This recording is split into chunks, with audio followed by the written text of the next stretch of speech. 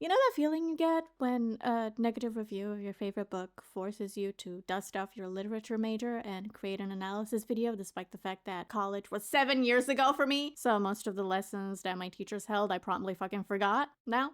So, The Night Circus by Erin Morgenstern. There is an ongoing trend that I see popping up now and again that shows this book being praised for its atmospheric writing while at the same time denouncing its lack of a plot. And as a certified Sagittarius Mercury, you know a fire sign can never back down from an argument, especially one that I feel so fucking passionately about. This book shaped my writing from the day I picked it up, and I want people to appreciate its contents because undoubtedly it is a wonderful and whimsical experience. But this is not a book that gives you its plot on a silver platter. Much like the design of the circus in this book is made up of spirals and circular paths, the structure of this work follows the same confusing road, which for some book lovers out there used to a different writing style and genre conventions, the task of understanding the plots, for there are multiple, may be a harder task than they expected. So on Goodreads, the book synopsis goes a little bit like this.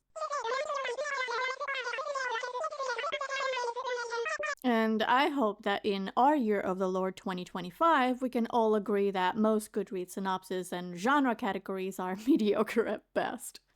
You can tell that the romance aspect of the plot has been propped up to be the main attraction factor of this book, and it really doesn't fucking help that the romance genre tag is like the third one on the fucking list. So I'm here today to argue that categorizing this book simply as a fantasy romance novel is doing a disservice to the depth of the writing and the themes explored by Erin Morgenstern in her work. A year ago, in an attempt to up my reading goal, I reached out to a friend of mine and asked for book recommendations, and she suggested The Secret History by Donna Tartt, pitching it to me as like a very good murder mystery novel. Now, for those of you already familiar with The Secret History, the murder and mystery aspect of the book shows up over 200-something pages into it. By the time I reached the long-premised murder, I was ready to call out my friend and commit one of my own. The point is, had this book been presented as a literary fiction novel instead, I would have gone into it more appreciative of the book's themes and the way it studies the human condition. Instead, I flew through the pages and was super fucking annoyed at the character describing his daily life in such painful fucking detail. So, this is proof that the way a book is marketed to the public shapes the reader's expectations and greatly contributes to their enjoyment of a literary work. Each one of us has underlying assumptions about a genre's patterns and conventions, and on some level, we look forward to those expectations being met within a certain amount of pages. Otherwise, our enjoyment of the book plummets. All of this monologuing to say that The Night Circus is better categorized in the genre of speculative fiction. Which Wikipedia thankfully fucking does! Margaret Atwood defines speculative fiction as literature that deals with possibilities in a society which have not yet been enacted but are latent. And some literary patterns of the genre are the investigation of a what-if alternate reality and the themes of power and control. Speculative fiction has now kind of grown into an umbrella term for both fantasy and sci-fi works, with special attention being paid to magical realism tropes, but that's a story for another day.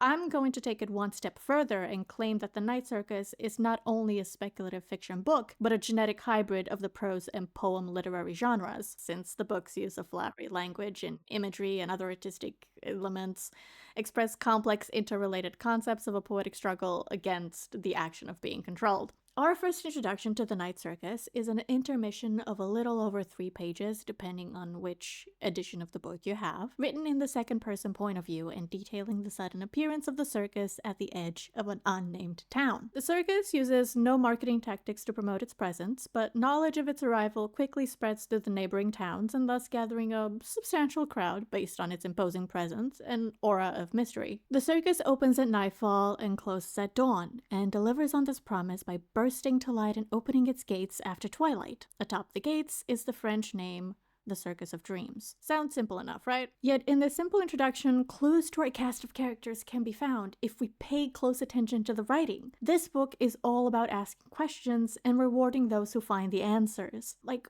why does a circus arrive without warning? Why is it only open at night? And why are we being introduced to the main venue of the book first, not the characters? Because the circus is one of the main characters. This monochromatic imagery crafted by Erin Morgenstern of the world enclosed within the circus gates is a clue to the obsessive attention to detail the creator of the circus holds. This is a circus venue unlike any other, and great pains have been taken to ensure this reality. Even the ground upon which the circus is erected has been colored black and white, and this, along with the striped black and white tents and the elaborate ironwork of the circus gates, and even the custom-made clock that no one can explain, paints a story of deliberate separation from the world outside of the fence. It is an overcast grayish afternoon with green fields and lush trees surrounding this colorless world, yet no entries permitted before dark. Why is that? What is the one thing that's missing at night? Again, this is no ordinary circus. Whoever created this Marvel experience wanted to ensure that the public will feel as if they're stepping into a different world entirely, that their senses are no longer connected to the mundane world, but are instead held in the hands of the circus. So at nightfall in the field, the circus is the only source of light. The rest of the world is dark and black, and it amplifies the dreamlike quality of the experience provided by the circus. And that's where the liminal quality of the venue comes in, where the obsession to details, to the performance of the circus director comes in. Part 1 of the book is titled Primordium, and it's preceded by 2 quotes. One of them is Oscar Wilde, which we're all familiar with, and the other is from Friedrich Thiessen.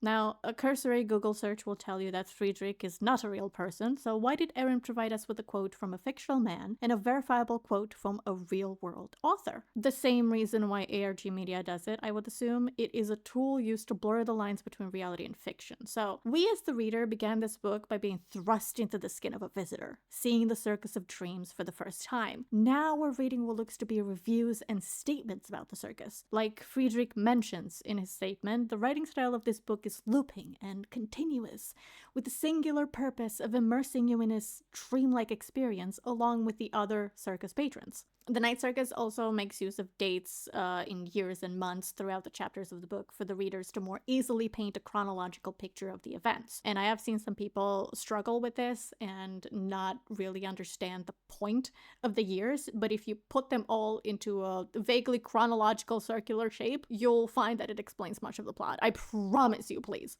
So the first proper chapter of the book is set in New York in February 1873, which is 19 years earlier than Friedrich's quote. The man billed as Prospero the Enchanter receives a fair amount of correspondence via the theater office, but this is the first envelope addressed to him that contains a suicide note, and it is also the first to arrive carefully pinned to the coat of a 5-year-old girl. Already, from this first paragraph, we can infer several plot elements. The man's real name is not Prospero. His moniker of the Enchanter seems to allude to magical elements, so he may be a stage magician of decent renown due to the fair amount of letter the theater receives on his behalf. We can take it one step further and assume that the person whose note has been pinned to the coat of the little girl is someone who used to have a close relationship with Prospero at some point before their suicide, and he has been most likely chosen to be the caretaker of the girl. So you see, by paying attention to the writing and asking ourselves, what does this mean? The meaning of the text deepens, and we can grasp elements of the plot not necessarily earlier than intended, because Erin Morgenstern deliberately places them at the beginning for us to be aware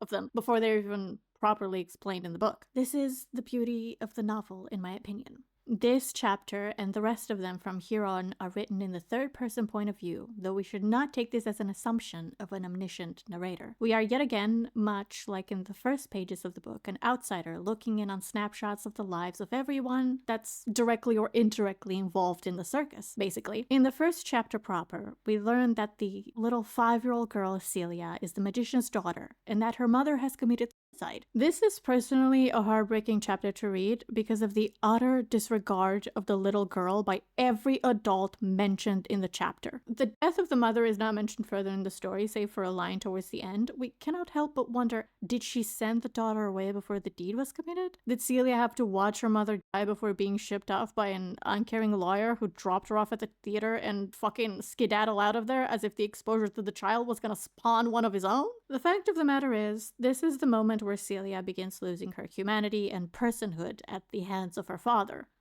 So in preparation of this review, I've begun annotating my own copy of the book, with green being one of the colors chosen for mentions of abuse, neglect, and dehumanization of Celia by the people around her. I am outraged to report that in this and the following 2 other chapters, green was the prevalent color used before I had to put the book down and take a break because fictional characters cannot be hurt, and I was itching for 5 minutes alone with Celia's father and a sharp object. Celia is the daughter of Prospero the Enchanter, whose real name is Hector Bowen. He is a stage magician, but possesses real magical ability and makes use of it for his own profit. Celia, as his flesh and blood, has inherited his magical talent, though it tends to come out during emotional outbursts since, she's fucking 5 years old. This innate talent of hers is of great interest for her father. You see, he has an ongoing game with a longtime acquaintance of his called AH, though he prefers the name Alexander. The premise of the game is the comparison of natural talent versus hard work. Hector Bowen favors individuals who show their innate talent, and Alexander is the practical side of the coin, favoring hard work and dedication despite an individual's lack of talents or gifts or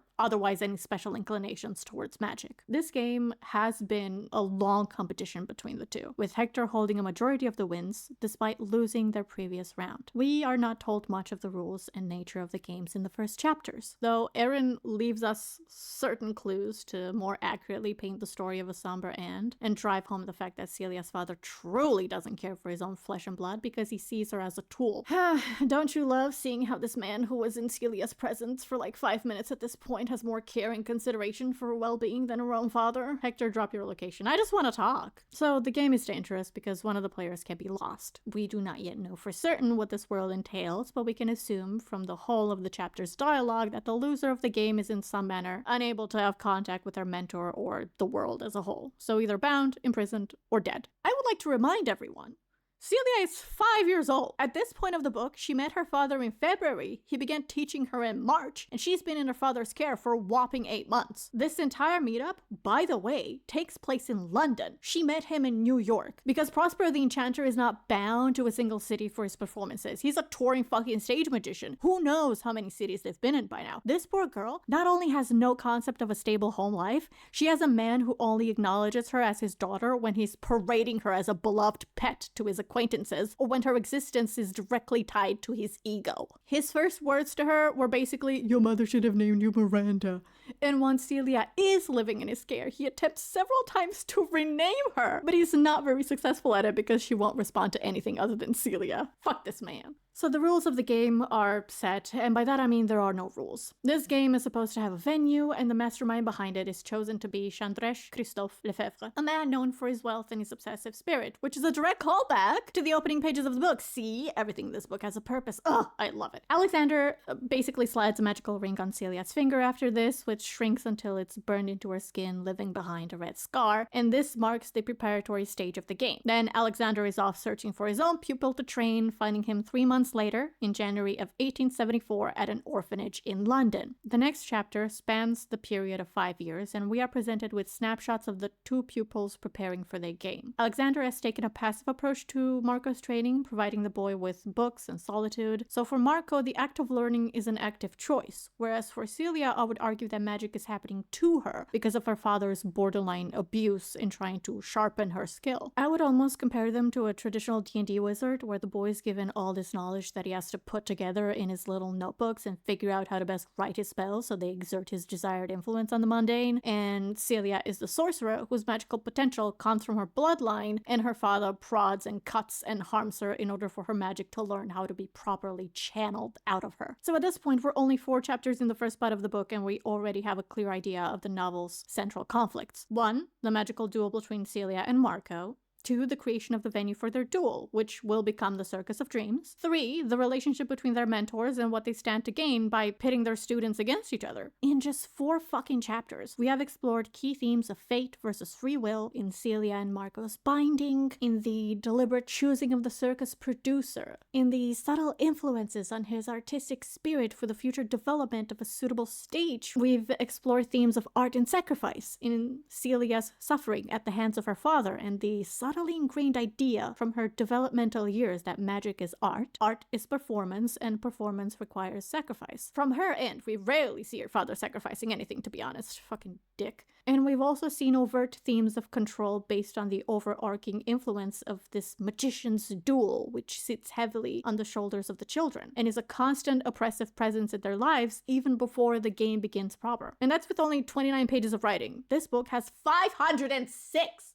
So whoever says that the Night Circus has no plot, your mom's a hoe! But jokes aside, I fully believe that a good number of the people who have picked this book up only to be disappointed by the contents did so because of the faulty genre categorization of the book, and that's okay. For those of you already familiar with this book, please let me know in the comments if there's anything you would add to this initial review, and for the rest who have never read this book before, I hope that my introductory breakdown inspires you to give the Night Circus a chance, and I hope that you'll enjoy yourself.